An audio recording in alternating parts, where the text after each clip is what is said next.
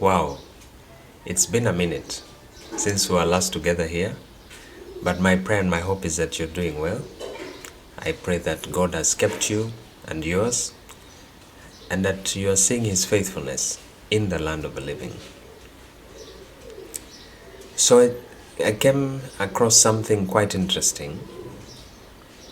Argentina was in serious chaos.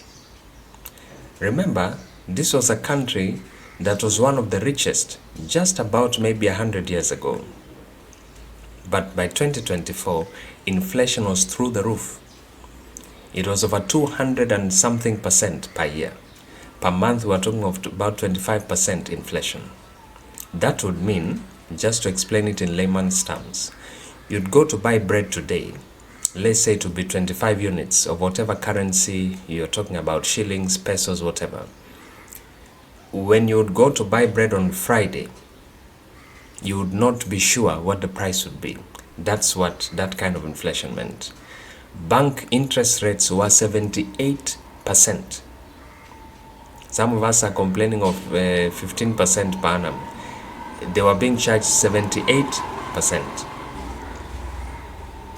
Housing was a problem. The entire nation was just in crisis. And so the nation was bleeding for change. And Javier Milei came with his chainsaw, busy shouting, "Liberté, liberté, liberté." But the Western media, especially the liberal media, called him a far-right lunatic, dismissing his policies, saying that they can't work. This fellow is just whipping up the emotions of his people. All that is suggesting is basically a lot of hogwash.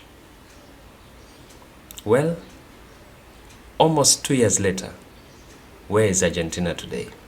Stay tuned.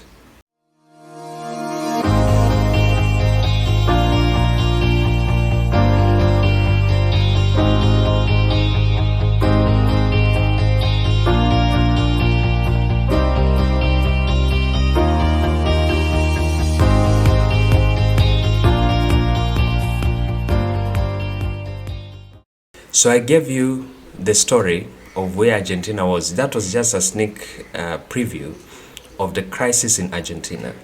There was so much mistrust to the government, so much investors were pulling out. Basically, the country was just sliding downhill. This was brought about by years of a lot of government control. So much control of government. That's why now Javier was busy shouting liberté, which means, liberty for the people. Open up the economy, allow the people and the market to just basically correct itself. So in creativity, we talk about having a different viewpoint. So Argentina's previous governments had been having a very nasty viewpoint of control, including even, let me just give you one example. Rent prices were controlled by the government. So that would mean, you would think that, okay, if the government is controlling rent, maybe rents will become affordable for everybody. No. What happened is rents were actually unaffordable for majority of the population. People began living on the streets. People used to stay in their cars. But Javier had a different viewpoint. And his viewpoint was, rather than control all of these things, the government should not have its fingers everywhere. What do? Allow the market to basically run itself. And him removing price controls meant landlords who had previously removed their apartments from the rental markets brought them back into the rental markets. And actually they say rents went down by 60%, a very crazy figure. And so people are able now somehow to afford, rental properties. And the real estate market has begun breathing once again in Argentina. Another thing that he did, let me just give you a short clip. Just watch that. Turismo y deporte, afuera. Ministerio de Cultura, afuera. So you see him scrapping government ministries. Ministry of Gender and Diversity, afuete. The Ministry of this and this, afuete. Down with it, away with it. Milei challenged the norm. That's another method we talk about in creativity. You see, the norm is that, we need government departments for everything. We need government this, government department for this, state department for that. He said, forget it. All of these are basically platforms for bureaucracy, red tape, making things slower. The government itself becomes so bogged down with its own policies and different departments trying to talk to each other, or even trying to interfere with one another's work.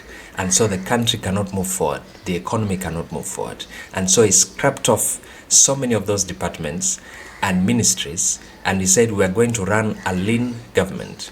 And that has worked very well for them. Actually, some of you are familiar with what Doge was doing in America. Elon Musk and some of the team in America, even Trump, they referred to Milei as their friend because of wanting to copy some of his policies. And actually what the American team has not been able to do in terms of really reducing government and making it lean, the Argentinians have managed. So you may tell me, Professori or Babu, I'm not a president. I'm not campaigning for any presidential seat. Why the story of Javier? There are things we can learn from him. Where you are there situations that need to change? Do you need to look at them differently? Change your viewpoint, just as Javier brought a different viewpoint on the issue of government control. Or do you need to challenge a norm? Something that has been going on and we've taken it as normal practice, but it's actually hurting your business, it's hurting your enterprise, or even at the family level. Challenge the norm and see whether a different way of doing things would actually bring a different result. I speak to you as I speak to myself on this. And so we wish the Argentinians well, but Argentina is actually on the path to recovery. Today, people are saying, even if you read the comments on on the Argentinian news channels, you see people are saying at least life is much, much better than it was before Javier Milei came in. So I pray that even our country and other nations will be able to follow suit in making government lean and reducing government overreach, which actually now inspires and allows the economy to grow and allows investors and entrepreneurs to thrive in that ecosystem. I think we can end it for now.